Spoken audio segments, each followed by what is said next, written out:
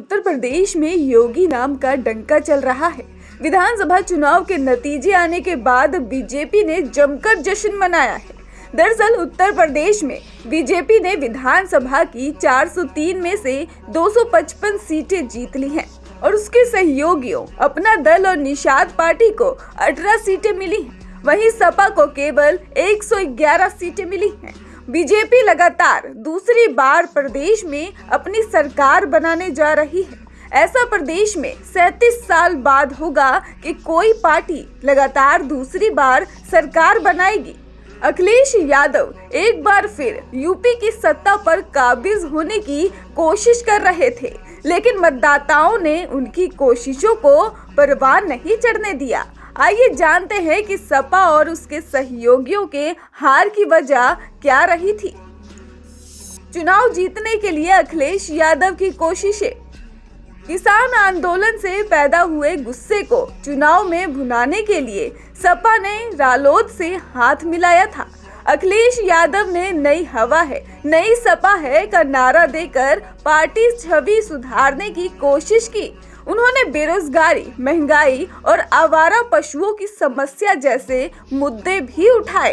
Laptop और 300 unit मुफ्त बिजली देने का वादा किया, बेरोजगार युवाओं को नौकरी देने का वादा किया और कर्मचारियों को पुरानी पेंशन बहाल करने का आश्वासन दिया।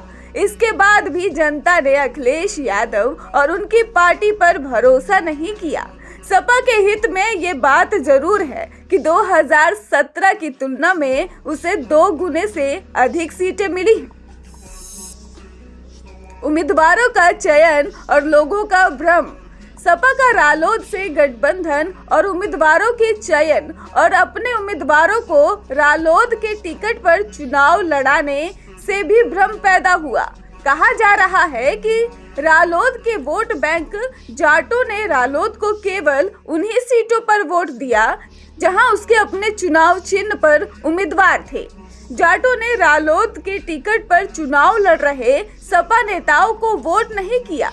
हालांकि इसी गठबंधन ने मुजफ्फरनगर में बीजेपी को पटखनी दे दी और वहां सपा रालोद गठबंधन ने 6 में से 4 सीटों पर जीत दर्ज की है। अखिलेश यादव का चुनाव प्रचार। अखिलेश यादव ने चुनाव प्रचार में योगी आदित्यनाथ को बुलडोजर बाबा तक का खिताब दे दिया। इसे भी बीजेपी ने अपने फेवर में ले लिया।